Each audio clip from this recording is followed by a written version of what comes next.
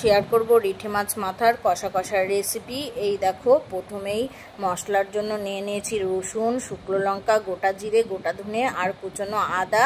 এটা খুব ভালো করে মিক্সিং জারে পেস্ট করে নেব। আর অপর দিকে 1 কেজি পরিমাণ মাছের মাথা নিয়ে নিয়েছি, সেটা লবণ হলুদ মাখিয়ে নিচ্ছি। আর অপর দিকে কড়াই বসিয়ে কড়াইয়ে দিয়ে দিয়েছি সর্ষের তেল। সর্ষের তেল গরম হয়ে গেলেই দিয়ে দিচ্ছি 1 চামচ হলুদ, যাতে মাছটা না ফোটে। এই দেখো, সব মাছ দিয়ে এবার লাল করে ভেজে তুলে নিচ্ছি। সব মাছগুলোই সুন্দর করে লাল করে ভেজে নিতে হবে।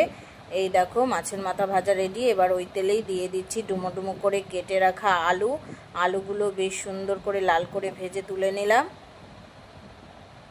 এবার আলু ভেজার তেলেই দিয়ে দিচ্ছি ফোড়ন, 2টো শুকনো লঙ্কা, 2টো তেজপাতা আর 1 চামচ জিরে।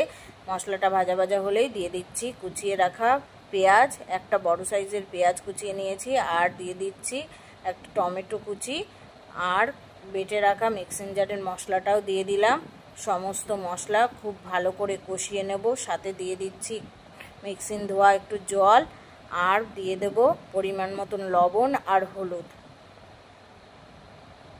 স্বাদের জন্য দিয়ে দিচ্ছি একটু চিনি। এবার মশলাটা খুব ভালো করে কষিয়ে নেব তেল ছাড়া পর্যন্ত। এই দেখো, মশলা থেকে তেল ছাড়তে শুরু করেছে। এবার দিয়ে দিলাম আলুগুলো মশলার সাথে খুব ভালো করে কষিয়ে নেব। সামান্য একটু জল দিয়ে দিলাম যাতে মশলাটা না পুড়ে যায়। এবার মাছগুলো দিয়ে দিচ্ছি।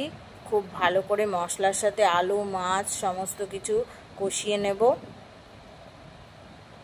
দেখো, সব কিছু বেশ ভালো করে কষানো হয়ে গেলে ফুটিয়ে রাখা জল দিয়ে দিলাম। দিয়ে ঝোলটা বেশ নাড়াচাড়া করে কিছুক্ষণ ফুটতে দেব। এই দেখো, ঝোলটা ফুটে বেশ শুকিয়ে এসছে, তেলও ছেড়ে দিয়েছে। এবার গরম মশলা দিয়ে নামিয়ে নাও।